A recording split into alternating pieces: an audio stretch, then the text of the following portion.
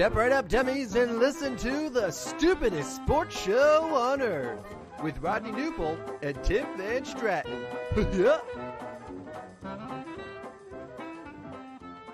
Well, hello there. We are the stupidest sports show on earth. Step This right is up, the second dummies, edition and listen to of the stupidest sports show on earth with Rodney Newpol and Tim I think I Van looped the Stratton. intro. Somebody forgot to shut the intro off. Like I said, we are the stupidest sports show on earth. We have earned that name. We have earned it well. My name is Tim, the Splendid Splinter Van Stratton, and I am one of the co-idiots of the stupidest sports show on earth. Alongside me today is Rodney Newpol. He also is an idiot.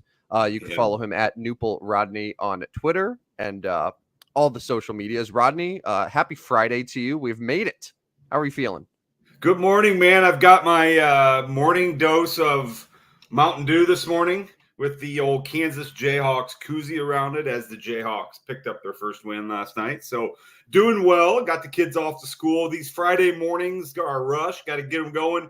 Got to get back here and talk to you guys. So I'm really excited about today's show. Version 2 of the show. We've made it to 2 shows now, Tim. Congratulations. And I didn't think it was possible. We were talking before the show, like, football is such a drug. It is such an absolute drug. And we were both up till just before 11:30 last night, finishing out our college football bets. Looking forward to today's show.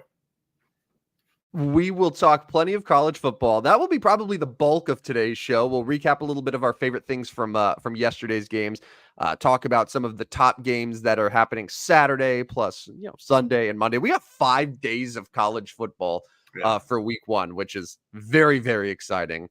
And then we also got some fun things for you later, including our first edition of Best Bets for Betting. What do you think of the name? Best Bets for Betting. It makes sense, I mean, right? that's pretty clever, buddy. That's pretty clever. That's why they have me here.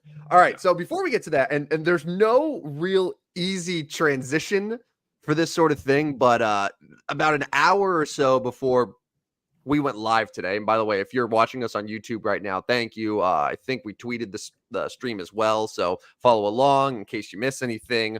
The podcast will be up shortly after, but there's no easy transition here. But about an hour before we started, we got the confirmation that Johnny Gaudreau of the Columbus Blue Jackets and his brother, Matthew Gaudreau, were killed last night, passed away. So the reporting kind of leaked yesterday. The whole story was a little bit bizarre, but as more information has come through, him and his brother were on a bike. They were in town in New Jersey, kind of near the Philadelphia area, in town for their sister's wedding, which was scheduled for today. And they were reportedly struck and killed by what appears to be a drunk driver. Johnny's 31. He's, had for the last decade or so has been one of the top names in the NHL. Johnny Hockey, one of the great nicknames in the NHL, a 7-time All-Star. Most of that with the Calgary Flames, and then the last 2 years with the Columbus Blue Jackets. His brother was also a minor league hockey player and was recently a high school hockey coach in New Jersey. 31 and 29 years old. It's just one of those reminders where it's just life is short and just absolutely really difficult news to see this morning. So we are a stupid sports show, but we also hate seeing stuff like this happen, and it's just a tough situation. So we just want to send our thoughts to the Gaudreaus right now, and their families and everyone who loves them. It's a tough situation. Yeah, terrible situation, and fairly local here. Is actually from Dubuque, Iowa. I know a lot of people in Dubuque. My wife went to Loras College, so and not that matters, but it matters because these are 2 humans and who we think, from all accounts, were good humans, just trying to get out and do some exercise, going, sister's wedding, a big day coming up. And that's really too bad for both those young men. So yes, like you said, our thoughts are out to them. All right. So with that being said, let's talk some college football. Like I said, there's no easy way to transition from that, but Rodney, you kind of touched on it a little bit earlier.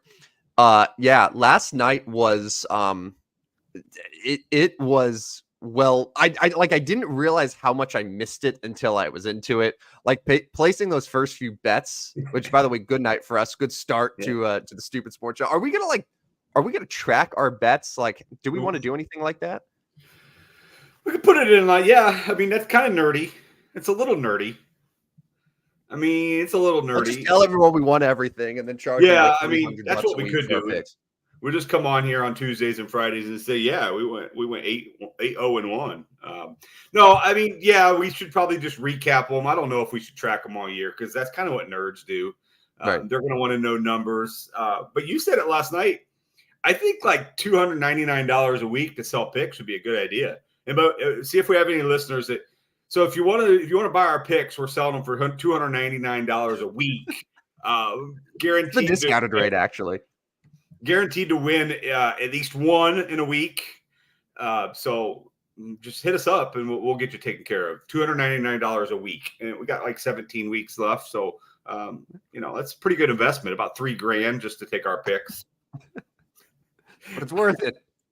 It'd be so filthy rich. But anyway, but it was a good night. Had action in the two big games, the UNC Minnesota game, which started late due to weather. So we're up well after 11 p.m. sweating that game. People on the East Coast are past midnight watching that game. They probably didn't expect that on the front end. And then the Colorado North Dakota State game, both of them pretty exciting. Both of them kind of coming down to the wire. Which one would you like to start with? And I know that you had very strong feelings about Colorado dating back to our first segment, gas or ass on Tuesday. Colorado was firmly in the ass department. So did anything you see yesterday change your feelings about Deion Sanders and them boys in Boulder? Well, Travis Hunter is an elite college football player. He's an elite college football player. Don't get me wrong. He is absolutely tremendous. His catch last night, where I don't even know how he saw or got his hands up there to catch the ball, one of the better catches you're going to see all year in college football. Shadir Sanders is really good. He's also really good.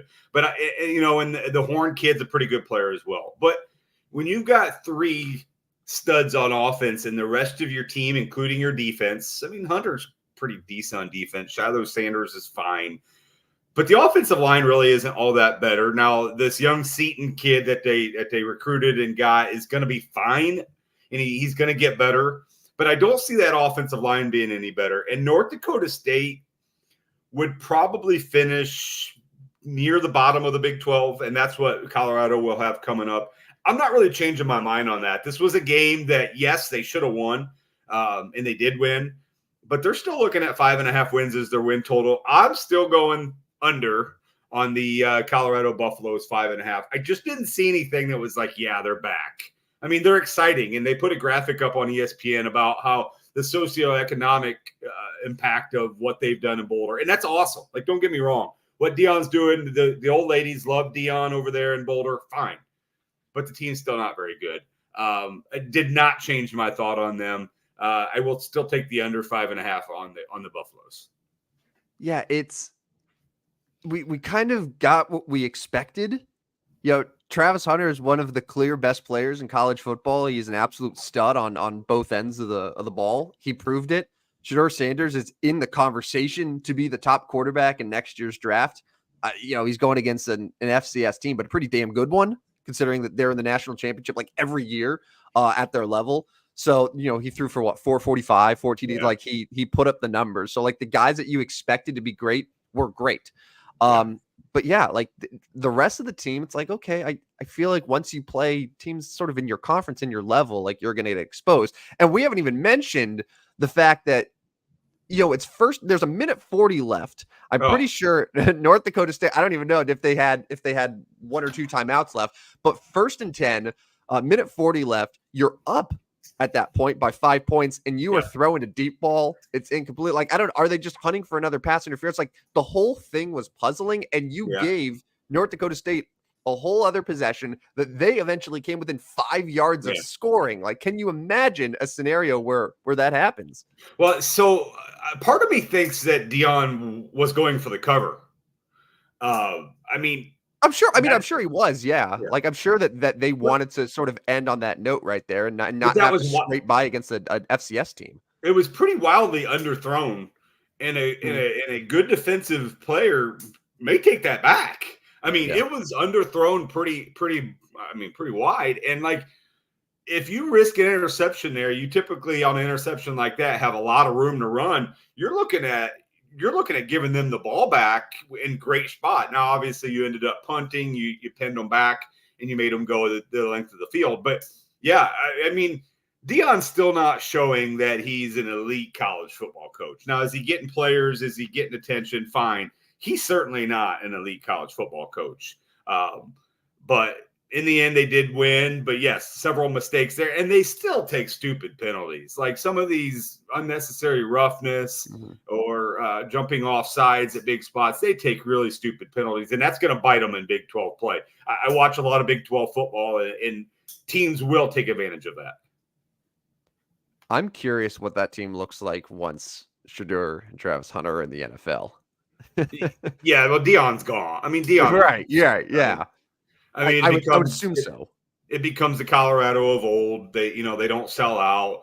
They get their couple years here, and the program's going to say thank you, Deion. You've made us relevant. But yeah, they're not going to be real good. I can't imagine they're going to sustain success. They haven't even really had any success, so I can't imagine they're going to find sustained success. The other big game yesterday was UNC Minnesota. It started late, had some weather issues.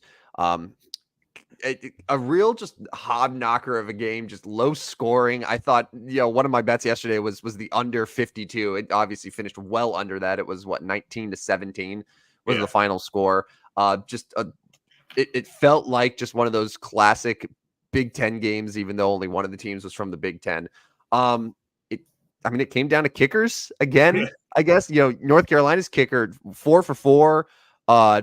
3 of those kicks, I think, were at least 45 yards. I mean, the guy had a leg. You don't see that very often at the college level. On the other side, the Minnesota kicker went 1 for 3. His only make was 30 yards out. Had a chance to win it at the end. Missed it wide. And they put him right on his spot, too.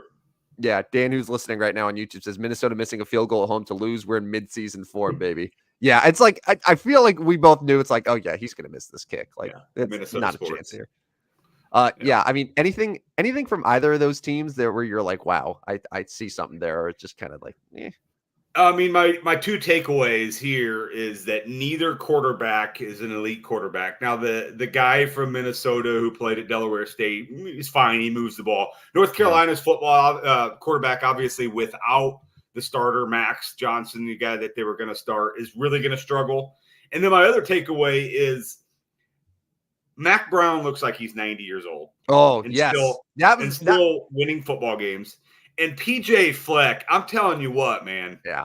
That guy gets it. I mean, they put a graphic that he's 43 years old. I am 42 now, and I do not look like PJ Fleck. PJ Fleck looks like he's like 25 years old. And I don't dislike the guy. I mean, the whole row the boat thing is kind of silly, kind of dumb. And you can make fun of it because they're just Minnesota. But that guy does something right. He does something right. And that's my takeaway. Mac Brown looked like he could be PJ Fleck's great grandpa. Yeah. The difference from the 2 coaches was startling. Yeah. I mean, Mac Brown looks like what every old football coach should look like. And then you have PJ Fleck with the tie. I mean, just so well put together. It was almost like a European soccer coach, just the way that he was all composed and like sharply dressed, and they were just very young, exuberant. You know what it is? I think he's making bald work. I don't think he looks that good if he has hair. Like it's one of those things where it's just the shaved head helps. So it's like you're there, you're very close to it. Just I don't know, wear a tie on Tuesday, and we'll judge. We'll assess how you look. Tie with the little like sweater vest on top. So Tuesday night, I get the tie out. I say get the tie. Maybe if you have a sweater vest, do that. Like try to put together your best PJ Fleck costume, and then we'll judge and be like, oh yeah, that's what it was. Because I think you're right there, man. Like you guys don't look terribly, like not alike. All right. I'll try it. I'll do my best. Right. But yeah, I mean, neither team real good. Minnesota's middle of the Big Ten, probably bottom. North Carolina. The thing with North Carolina, if they can find consistent quarterback play, they compete in the ACC because we've already seen Florida State down a little bit from last year. I'm not on Clemson. We talked about North Carolina State was in a dogfight last night. I don't know how good they're going to be. So North Carolina could contend in the ACC, but they're going to need better quarterback play. PJ Fleck has to be on the hot seat, says Dan. If the Gophers are under 500 this year, he's got to go. Can't coach an offense to save his life. Agree? Thoughts? Yeah. I mean, he's been there. He's been there a while now. Yeah. And like what? So last year was first losing season in a handful of years. So it's not like this has been year after year after year of being under 500. But that said, put together back-to-back ones, you're not looking good.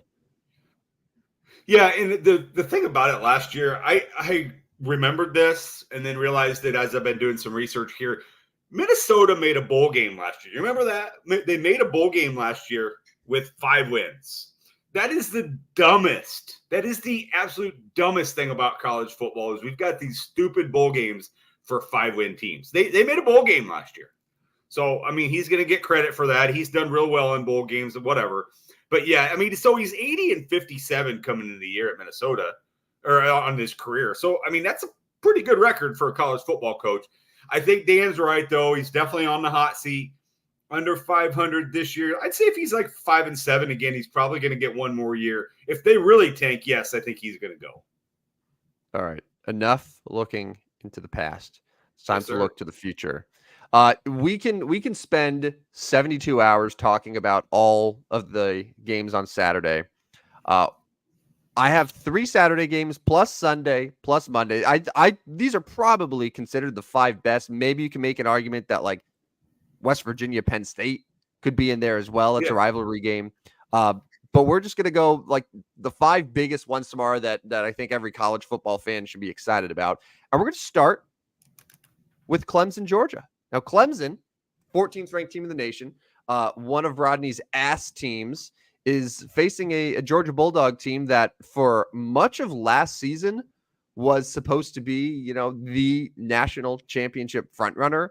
But then a loss in the SEC title game, fall out of the playoff. Here they are now, but they come into the year as the number 1 ranked team. They're a 2-touchdown favorite. The game is a neutral site game technically, although it's in Atlanta, so it's going to feel very close to a home game for Georgia. Personally, and Rodney, I think a lot of this has to do with how you swayed me on Tuesday. I like Georgia a lot here, and I don't know what your initial thoughts were in this game. Georgia has a returning quarterback, a guy Carson Beck, who's going to be probably a first-round pick in the NFL. So they got the quarterback advantage, got better defense. Do you think Clemson keeps it close, or do the Bulldogs roll here? No, I don't think Clemson keeps it close. I think Georgia's one of those teams that when they put their mind to it and they're set on just pounding somebody, they're going to pound somebody. Keep in mind the bowl game last year. I know it was a bad Florida State team at the end of the year, but 63-3 in that game.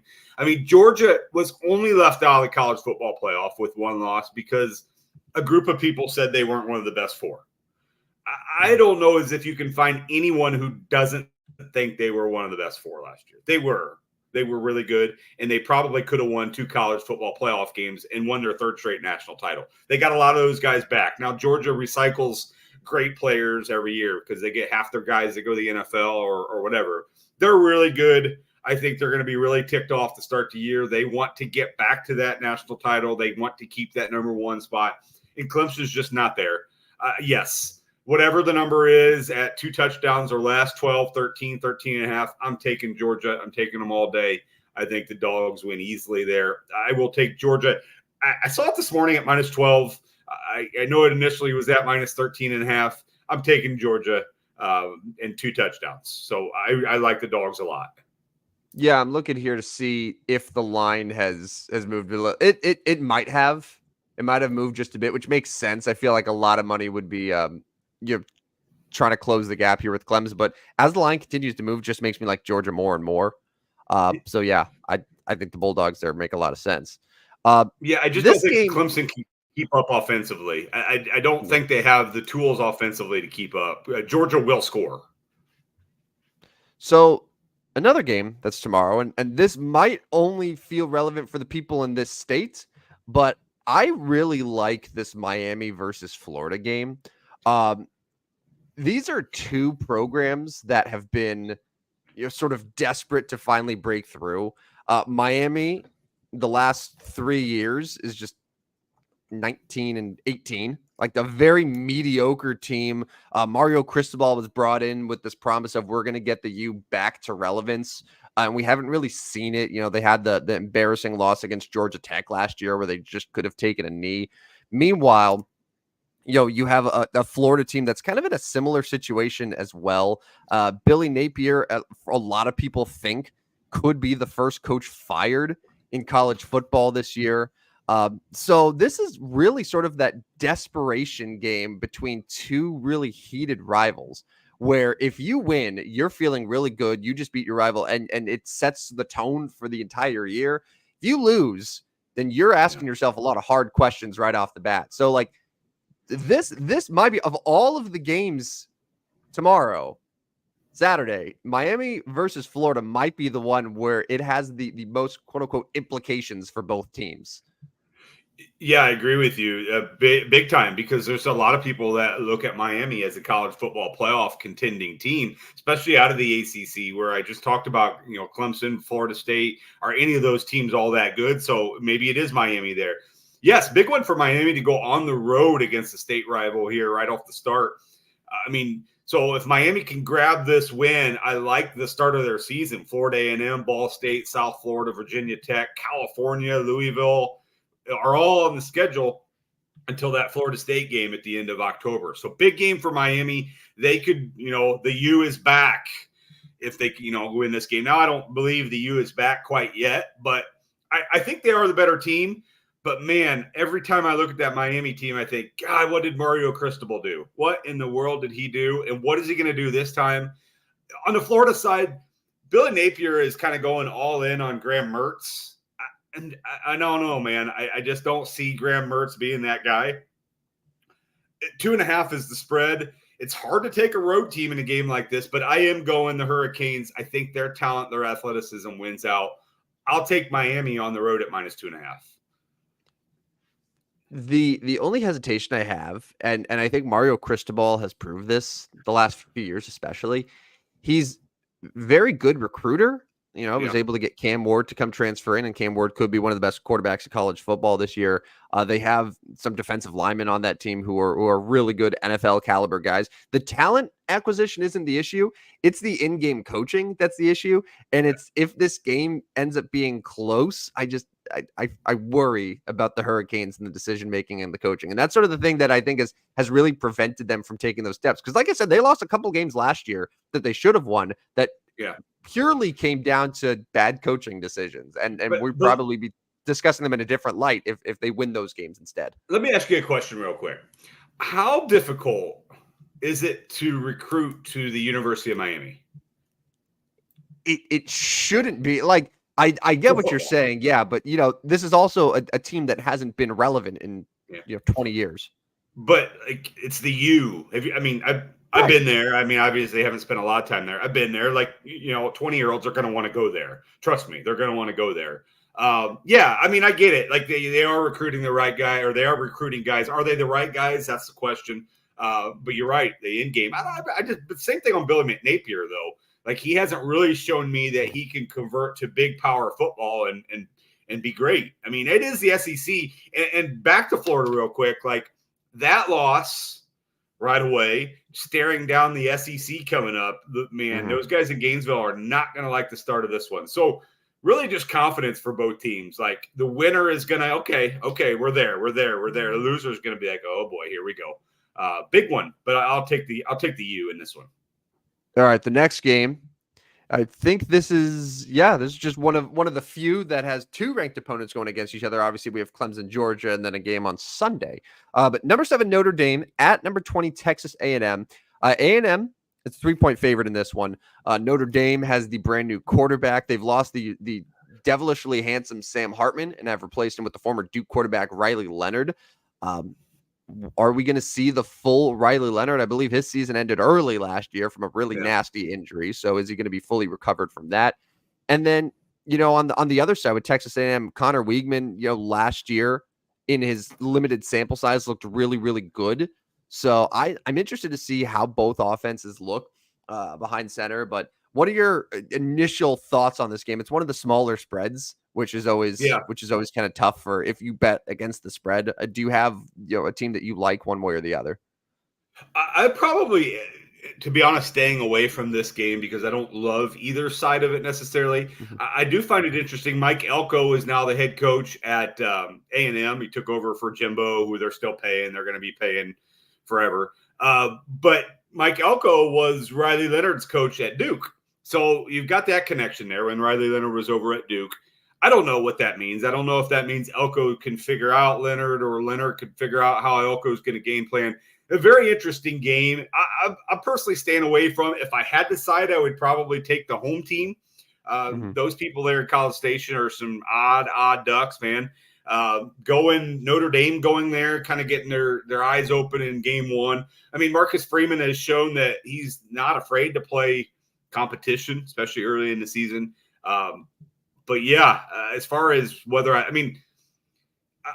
I'm kind of lost for words on this game because I just don't know how this game's going to play out. Is Texas A&M even all that good is the question. They are ranked 20th in the country, but seeing them favorite kind of scares me. So stay away from this game from my side. I am interested in seeing how it plays out, though. I do think it'll be a good college football game.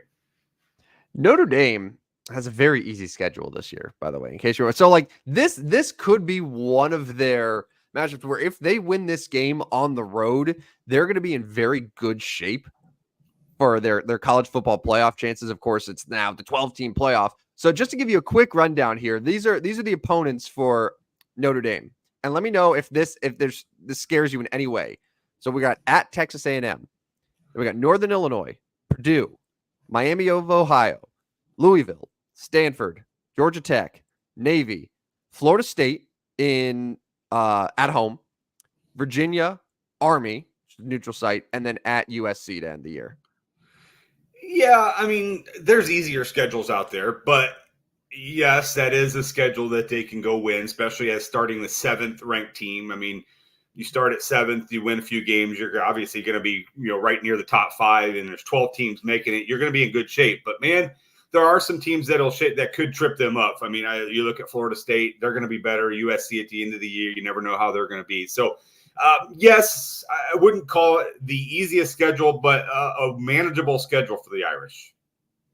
All right, next we move on to Sunday. One Sunday game, and it's a good one in Las Vegas. USC, 23rd ranked team in the nation, against LSU. The Tigers are a 4.5-point favorite right now. I think the story, at least from USCN, I followed a lot of USC football last year. There's no Caleb Williams, but I fully expect Lincoln Riley to have that offense at a really high level again. But the reason that team was not in any sort of meaningful contention, especially the last few weeks of the season, was it was one of the worst defenses in all of college football. It was horrendous. They fired Alex Grinch, who was their defensive coordinator. So they have a new DC going into this year. Usually that helps, at least in the short term. But LSU is also losing a quarterback who won the Heisman. It was the 2nd overall pick in the NFL draft in Jaden Daniels. So new quarterbacks. LSU's defense also kind of struggled a little bit last year. What's your lean on this game? A true neutral site game in Vegas. I'm taking the Trojans to win this game. Really? I am. I am. I can't quite maybe wrap up why. I still got some time here since this is a Sunday game. My initial thought is the Trojans are going to be better than people think. I like Miller Moss quite a bit, really. He looked good in the bowl game last year. I mean, I think he's going to be touchdowns. He was great. I think he's going to be solid. Now, you look at a true neutral site. I mean, LSU travels well, but you got to think USC, with it being out there in Southern California, going to travel to Vegas pretty well as well. Probably have more fans. Now, I don't know as if that matters here. Lincoln Riley obviously has a lot to play for this year as the head coach going into the Big Ten. I like the Trojans. I like Miller Moss to have a nice game against LSU. Brian Kelly at LSU, just something doesn't fit right for me. I know they were solid last year. They scored a ton of points. something just doesn't fit right. Brian Kelly and LSU is not a match that I think works. I don't know. Maybe he's going to prove me wrong.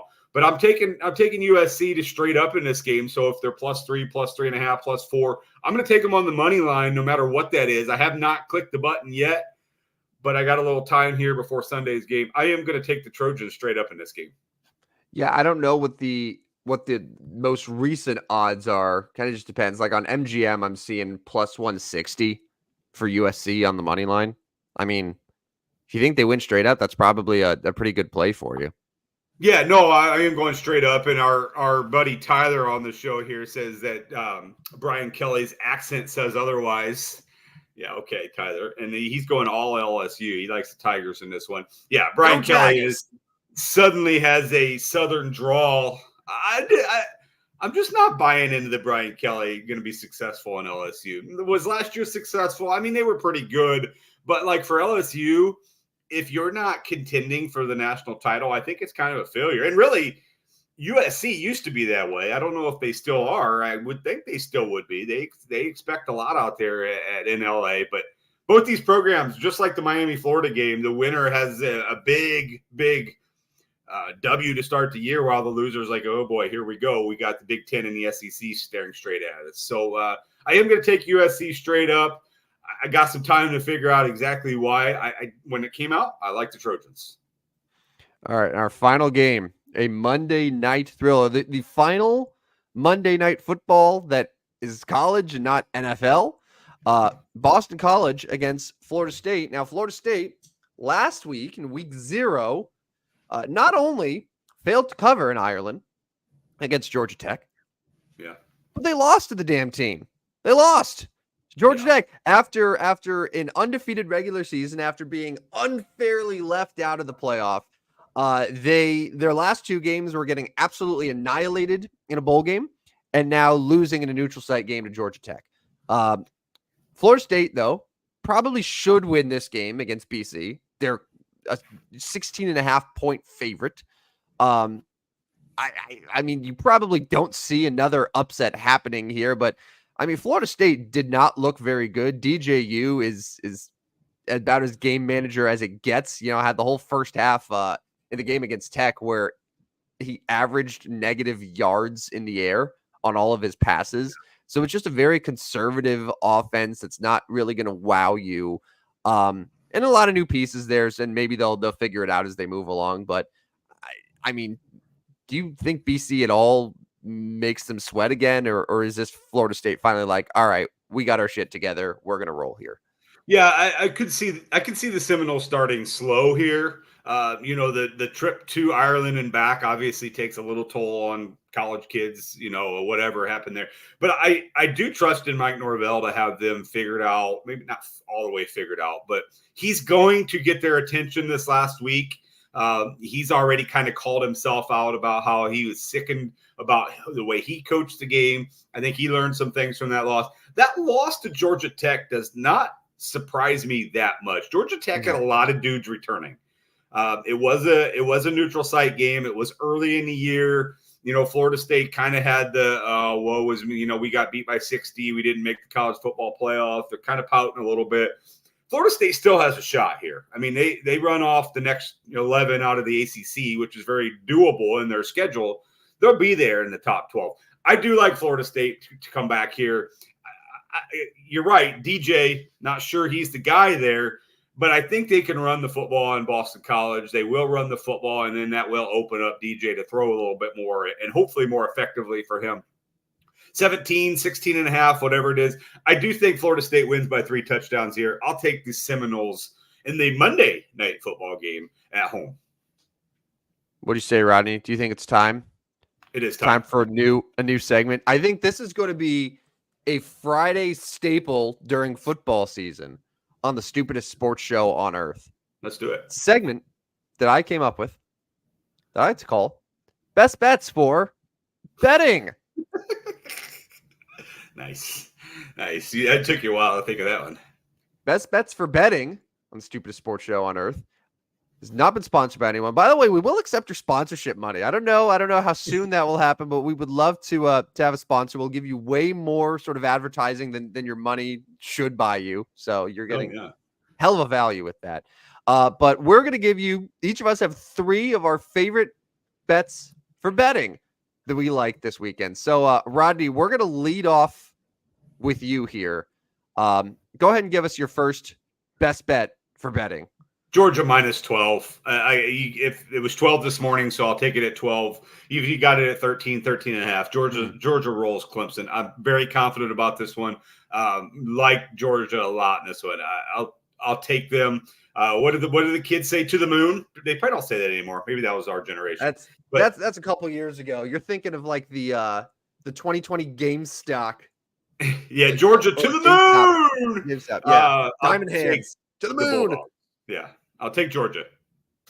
All right, my first best bet is a game that wasn't in our featured 5, but one that is actually going to be really, really good in that early window. It's Penn State against West Virginia, a rivalry game that was officially renewed a couple of years ago. Penn State has owned this rivalry last year at State College and won 38-15. They're an 8-point favorite at West Virginia this time around. But I don't know. West Virginia really doesn't do anything for me. Last year, they were 0-3 against ranked opponents. They don't really look like a team that can hang with some of the top competitors in college football. Penn State, I don't know how good Drew Aller is as a quarterback, but he's experienced. He's been around enough. James Franklin is experienced, been around enough. I think Penn State probably feels pretty good that now they can go into a year not absolutely like, oh God, if we lose a game, we're totally screwed. There's a good chance now that they are maybe the team that benefits most from the new 12-team playoff. So I think Penn State, even though it's on the road, and I think there is more money that's going on West Virginia here, the underdog, which makes sense. I think the Nittany Lions win, and they win by over 8 points. I like them a lot here against West Virginia. Well, good luck. We'll be on opposite sides of that one. I'll take West Virginia to cover that. So we'll be screaming at each other tomorrow afternoon via the text machine. All right, Rodney, give me your number 2, your second best bet for betting. My number 2 is, I know that North Dakota State last night showed that the little guys can compete, but again, that was Colorado. So you got South Dakota State at Oklahoma State tomorrow, and it's 9.5. It doesn't seem like enough. Oklahoma State is very, very talented. Ollie Gordon, I think, might be the best running back in all of college football. I do like the kid from North Carolina who played last night. He didn't really put on a wowing show. He was good. He's big. He's fast. He's strong. Ollie Gordon is tremendous. I've done a lot of looking into Oklahoma State this offseason, and I think they are another team that could be a top 12 team by the time the season gets finished up. 9.5 at home in Stillwater. I'll take Mike Gundy and the Cowboys to win that one. Oklahoma State is my second best bet for betting. All right. We will move all the way west, as far west as you could go in college football, if you will, to Honolulu, Hawaii. The UCLA-Hawaii game. This is the rare Hawaii game that's in Honolulu that isn't at midnight Eastern. I think it's a 7:30 Eastern start time, which is strange. Not used to seeing that. UCLA is about a 2-touchdown favorite, 13.5 points right now. UCLA, I like here. Hawaii last week was a 40-plus point favorite. They won, but didn't really look super great in the process. I think UCLA here has had plenty of time to prepare. It's not like they were, in Piscataway, New Jersey, and then have to travel all the way to Honolulu here, and they're all thrown off. They've had plenty of time to adjust to this. It's their first game of the season. They got a brand new coach, a guy that we talked about on Tuesday that you really like in Foster. I think UCLA wins this game by 2 touchdowns here. That's my second best bet. I hope you're not against me, because if you're against me on my first 2 best bets for betting, then I'm in trouble. No, I will take UCLA here as well. And a quick shameless shout out, UCLAwire.com. You'll find me on there. I'm doing some work for UCLA this fall. So I followed these guys fairly closely. Ethan Garbers, TJ Harden, J. Michael Sturdivant. Those 3 offensively, I think, are going to be way too much for Hawaii. I will take the Bruins with you on that one. So it makes sense why UCLA was one of your gas teams now on Tuesday. Yes, You can be I like bought. the Bruins. 5.5 wins. I think they're going to go over that. Yes. My last pick is Houston minus 2.5 at home against the UNLV Running Rebels. Now, UNLV did make a bowl game last year and may do it again out of the Mountain West. Houston was 4-8 last year. Not great, but they are going to have better quarterback play this year. They are at home. I'm going to take the Cougars minus 2.5 against UNLV. Those are my 3 picks. Georgia, Oklahoma State, and Houston. All right, my third and final best bet for betting. We're going to go back to Vegas for the LSU USC game.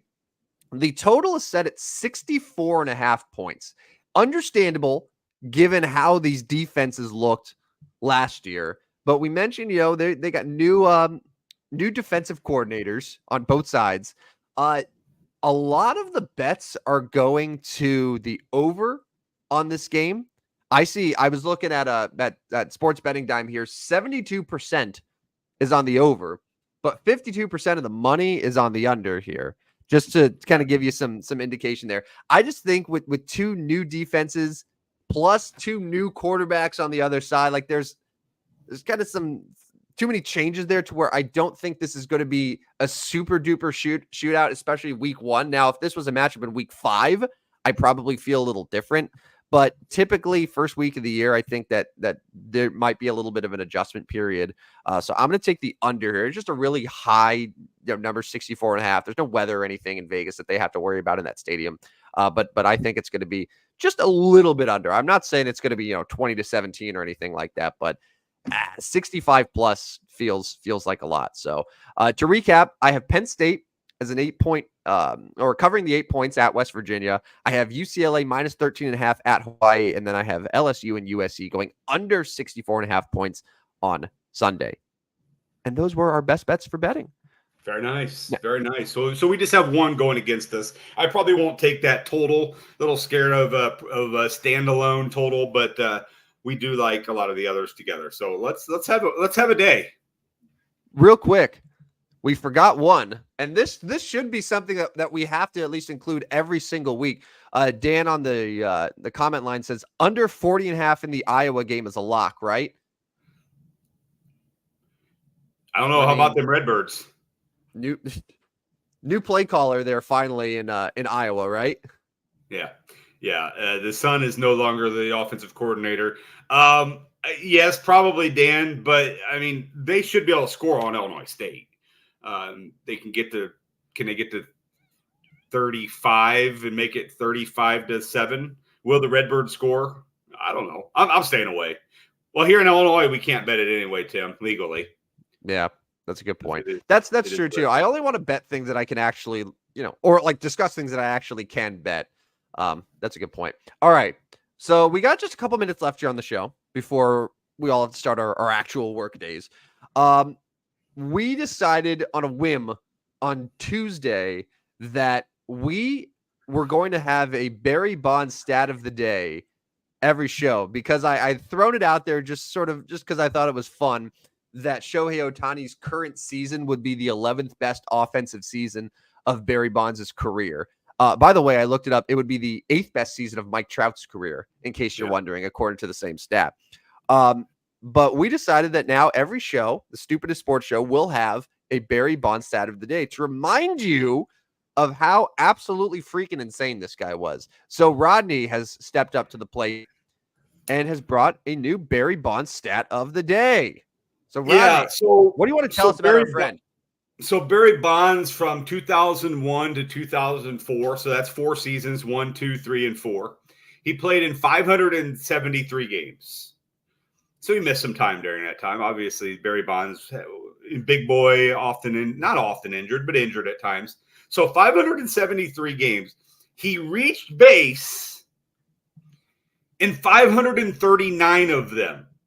94% of his games for 4 seasons, he reached base. That means he hit a home run, hit a single, reached on an air, walked. 94% of his games, he reached base. I actually don't know what the typical number is for an average player, but it ain't 94%. Dudes don't get on 94% of their games. I have a whole bunch of these because we're going to do this every show, but 94% of his games for a 4-year span, he was on base at least once. That's incredible to me. Barry Bonds, still the GOAT. That's just so stupid. I'm gonna say it every time we have the Barry Bonds stat. It's just so stupid that he can be that dominant. It just doesn't even make any sense. And it's like, oh, look how good Aaron Judge is. Look how good Shohei Ohtani is, and yet Barry Bonds just clears them effortlessly. That was a great stat, Rodney. Good job. Now we're gonna end with a little Friday fun on the stupidest sports show on earth.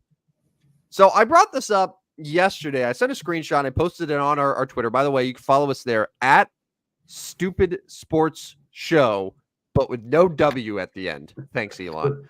Because we're stupid. So a friend of mine was doing a fantasy football draft in a regular, paid league. This wasn't sort of some goofy mock draft. This was an actual league where someone in his league had the 3rd overall pick and took David Montgomery. Now, okay, so if you took Amon-Ra, who's I think projected like first round, Amon-Ra St. Brown's first round guy, Jahmyr Gibbs is kind of like that first, second round. I'd be like, okay, that's a little early for 3rd overall, but whatever, fine. Took David Montgomery.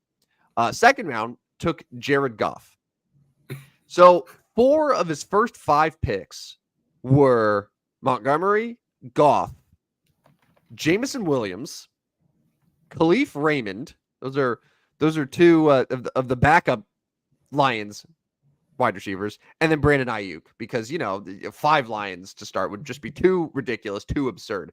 So that it sort of inspired us to talk about the most bizarre fantasy drafts that we've seen this year, the most bizarre that we've ever been a part of. We threw it up on our Twitter. We got a couple responses. Rodney, though, I want to start with you because you have a particularly fun fantasy draft story that happened last year that we laughed about on pretty much a weekly basis. Yeah, so I was in a 2-keeper league, and it doesn't matter what rounds they were drafted. Basically, you get to keep 2 players each year. They'll be your 1st and 2nd round picks. Fine. There's 12 teams in the league, so keep in mind that's 24 dudes that are kept to start your pick. All right. I wasn't real good during the 2022 season, so I got the 4th pick for the 2023 draft. I kept Tyreek Hill, good pick, and then I kept Lamar Jackson. Now, I don't like keeping a quarterback in a keeper league, but like I'm telling you now, he was my only true option to keep at that 2nd pick. My team was bad in 2022. So I got the 4th pick in the 2023 draft. Keep in mind, again, 24 dudes are off the table. Well, Christian McCaffrey was not kept in those 24. That's alarming to start. 3 guys go. And I'm like, okay, I'm not getting Christian McCaffrey at 28. It would be essentially 28th. He doesn't go 25th. He doesn't go 26th. It was like, who did I say? Garrett Wilson was one of those dudes. I don't even remember who the other dude was. 3rd pick, I'm like, okay, McCaffrey's going to go here. McCaffrey didn't get picked there. So here I am at 28. I get Christian McCaffrey. So my team starts last year with Lamar Jackson. You know him. He was pretty good last year. Tyreek Hill, really good last year. Christian McCaffrey. I mean, those 3 guys were the best 3 players in the NFL last year. I won the league last year. But yeah, like, so the excuse that the guy that didn't keep him was, oh, he's often injured. Christian McCaffrey's often injured. And like, that's not true at all. Like, you look at his stat, that's not true. I'm sorry, but no facts can tell me Christian McCaffrey is often injured. In fact, he's kind of the opposite. He always plays. So yeah, that's kind of a bizarre one. And I know Tyler, who's in the draft here, I'm going to run by his before I bring it back to you. Tyler told us that one year that he had a guy in his draft that attempted to draft Darrelle Revis first. The quarterback. In a football draft. Darrelle Revis. He ended up, because they told him he couldn't take Darrelle Revis, he took Peyton Manning, who ended up winning the MVP that year. Good second choice there. He tried to take Peyton Manning, or he tried to take Darrelle Revis. No. That's always how it happens, though, right? Like, the person who wins the league, like, does it accidentally, or like, it's just the person who knows the least about football, and you spend all this time just crunching the numbers and going through the rankings, and then it's the person who tries to take Darrelle Revis, can't, And then it's like, oh, fine, whatever, Peyton Manning. And then they win just because that's how it works. And that's why we created the show, because while the nerds are the ones who are like, no, you have to take this person first overall, the real winners are the ones who just like, whatever, what Peyton Manning, run it. Yeah. One more here. Dan, who is also in, says the guy in our league this year missed the second overall pick, which auto-drafted Bijan Robinson. Fine. That's fine. He said he joined the draft after his second overall pick, and he selected 3 wide receivers, 2 quarterbacks, 2 tight ends, a defense, and a kicker before he took his second running back. Now, keep in mind, this is a 2 running back league with the idea that you need a little bit of depth. Yeah, that's just bizarre. So these guys are the stupidest fantasy drafters of all time. I've had first of all, that's amazing. And people are doing sort of the 0 running back strategy. Maybe he was really going for that, but just did it poorly, very bad. Yeah. Well, when you're in a league that needs 2 running backs, the 0 running back strategy is not going to work. Right. I've had 1 fantasy draft so far. It wasn't terribly insane. If I had to say the one thing that kind of startled me a little bit, the second overall pick. So McCaffrey went number 1, as he should. Yeah. This is a PPR league, right? A full PPR. But, you have CeeDee Lamb, you have Tyreek Hill, you have Bijan Robinson, whatever. Like, those are sort of the contenders right after McCaffrey to go second. The person who's the commissioner drafted Saquon Barkley second overall. Saquon Barkley, who, unlike Christian McCaffrey, is injury prone. And I think Saquon was one of the running backs who in your league last year who was taken before McCaffrey too, which is funny. But I know Saquon has the new team now in Philadelphia, and he'll obviously get a lot of run, but I don't know if I would be comfortable taking him second overall. Yeah. Ahead of yeah. I mean, I like Barkley, but yeah, that strategy, it's bold. It's bold. It's definitely bold. It's bold. That's all I got though. But I could probably give you a couple more. I have 2 more drafts that are next week that'll round out my fantasy footballness.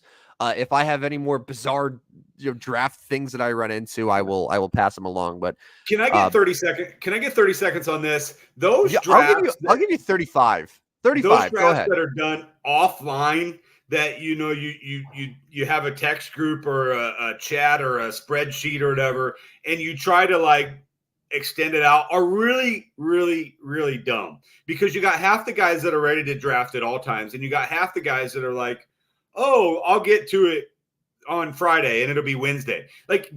We're 5 or 6 days from the start of the NFL season, and we're starting this draft where 14 dudes are trying to do it offline. Just take an hour, do it at 9:00 some night. All dudes are available at 9:00 on some weeknight, and do your draft. You don't need to get spreadsheets. You don't need to say, okay, fill the spreadsheet out and go to the site and pick this player. I'm sorry, but our commissioner that is doing this, you and I are in just because we're their huckleberries and it's free, is the stupidest owner and the stupidest commissioner I've ever seen. Don't do that. Just spend an hour and get it done. Yeah, it's when we're all adults and we have jobs, and it's like, oh, hey, make your pick. But it's like, no, all right, I'm working today. I'll give you my pick in 12 hours. What? Yeah. Yeah, but we got 14 dudes and we got to go 14 rounds. This is ridiculous. We'll spend hours and it'll be like, oh, it's still on this guy's pick, which I understand because people have lives. But why are we doing it this method? This is the method you would do before the internet, where you're texting it across or whatever. You're whatever. Just get on there and finish the draft. My goodness, it drives me crazy. Is it my pick yet? It's never your pick. No, Every time you've asked, it's never been your pick. Yeah. Anyways, I thank you for those 35 seconds. Oh, my pleasure, man. I'm glad that you remember to throw it out there. We were talking about it yesterday, and I agree. It's so annoying, and we do it for our fantasy baseball league too, and it's just come on, man. But it's not just that. I've been another one fantasy football now. It's just people are in different time zones. I know it's a little more complicated than how it used to be, but it's so beats having a draft that goes 2 weeks, 3 weeks. You're waiting hours for someone to pick. It's oh, who's on the clock? They're on the clock. You got to enter it into the spreadsheet. Then you got to make the pickups yourself. it's such a thing. Like, what happened to just, you're right, you said, like, you could bang out a draft in like 45 to an hour and just be done with it and then spend the next 3 weeks just looking at your roster. It's so much more satisfying. Yeah. Just do it right before the start of the next Wednesday night, spend 1 hour, and now the next day you're ready to go. Like, we started this like 5 days ago, and I think 5 picks. Like, a pick a day. Like, come on. Silly. I actively hope that you guys do not complete the draft in time. I'm rooting for the draft to extend into the regular season just to teach you all a lesson, a well-deserved lesson. Yeah. All right, Rodney. Well, that's going to do it, I think, for the first morning edition of the Stupid Sports Show on Earth. So you could follow at Stupid Sports Show, no W, even though we are winners, at least according to us. You can follow us on Twitter, but we are Stupid Sports Show everywhere else on YouTube. You can listen to the podcast now. So in case you can't catch the live stream for any reason, you're going to miss the beautiful visuals we have, the backgrounds, the graphics. There's a lot of fun visual elements that we like to include. But generally speaking, in case you want to just hear us, you can listen Spotify, Apple, iHeart, pretty much all the main ones wherever you get your podcasts. I think YouTube, you can even catch the podcast there. Rodney, do you have any final thoughts before we wrap up? Yeah, really looking forward to college football this weekend, and then when we get back on Tuesday, we'll start talking NFL, which is more than exciting.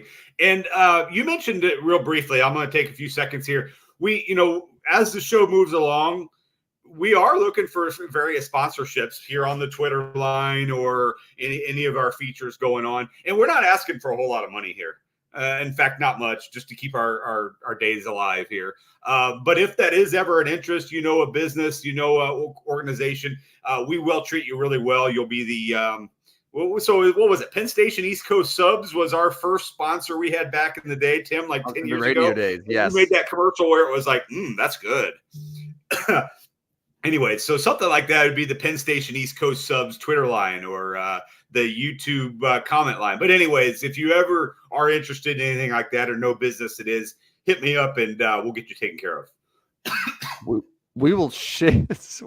Well said there as you cough your way to the finish line. Yeah, we will shamelessly promote any and all business for our personal gain, but really, you will hopefully get a lot out of it, and if not, just it's for entertainment reasons as well. Yeah, or just if you don't like it, just cancel it later, and we're not going to be offended. It is a stupid sports show, and we know it.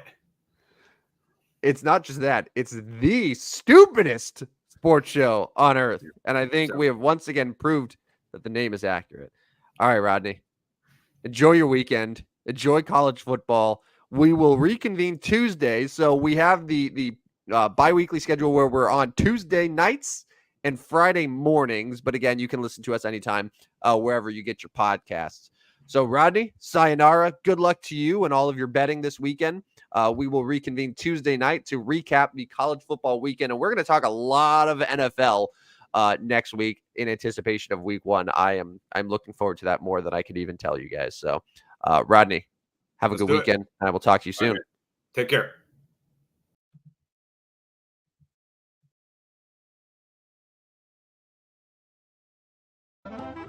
Step right up, dummies, and listen to the stupidest sports show on earth with Rodney Newpol and Tim Van Stratton.